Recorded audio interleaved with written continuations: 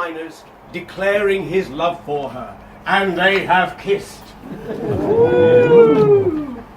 Now, in order to catch the Liverpool steamer at Douglas, it was necessary to leave Port Erin at 6:30 in the morning the next day. Henry Miner's face expressed the double happiness of present and anticipated pleasure.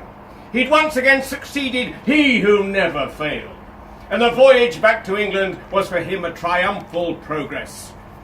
Anna responded eagerly to his mood. The day was an ecstasy, a bright expanse unstained. To Anna in particular, it was a unique day marking the apogee of her existence.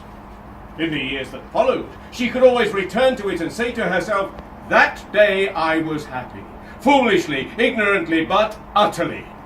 And all that I have since learned cannot alter it. It was happy. When they reached Shawport Station, a cab was waiting for Anna. Unknown to her, Henry had ordered it by telegraph. This considerateness was of a piece, she thought, with his masterly conduct of the entire journey, on the steamer, at Liverpool, in the train. Nothing that an experienced traveller could devise had been lacking to her comfort. She got into the cab happily and left him at Shawport Station. A moment of ecstasy of arrival. Now a departure from Helen with the high hand. Helen is looking after Miss Olerinshaw, organising him a partner, and so on. Olerinshaw is one of Bennett's misers, and he loved misers.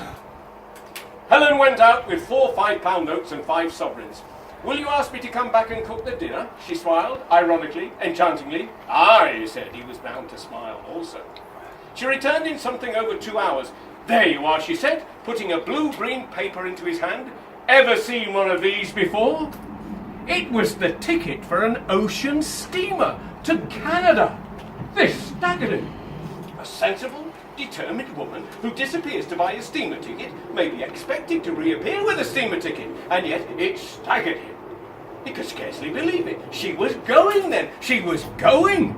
It was inevitable now.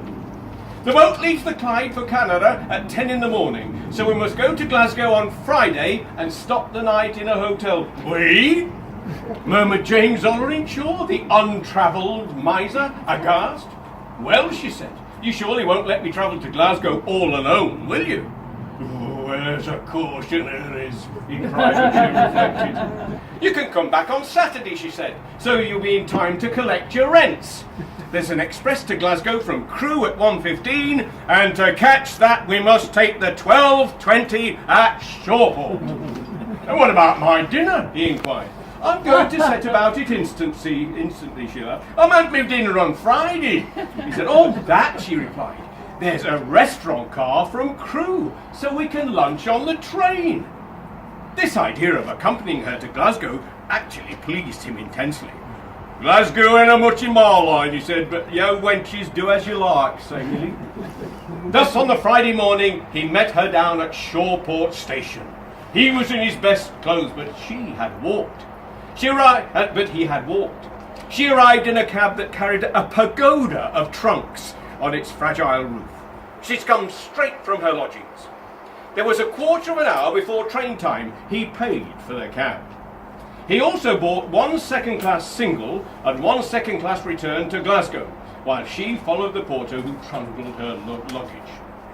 Farther down the platform, the porter had seized a paste-brush and was opening a cupboard of labels to paste on her luggage. Just label that luggage for Crewe, he said to the porter. Yes, sir, said the porter, and touched his cap. So, in a minute, So, he says, none of 'em's come to see you off, he observed. None of whom?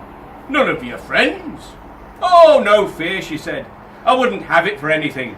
I do hate and loathe goodbyes at a railway station. Don't you? Never had any, he said.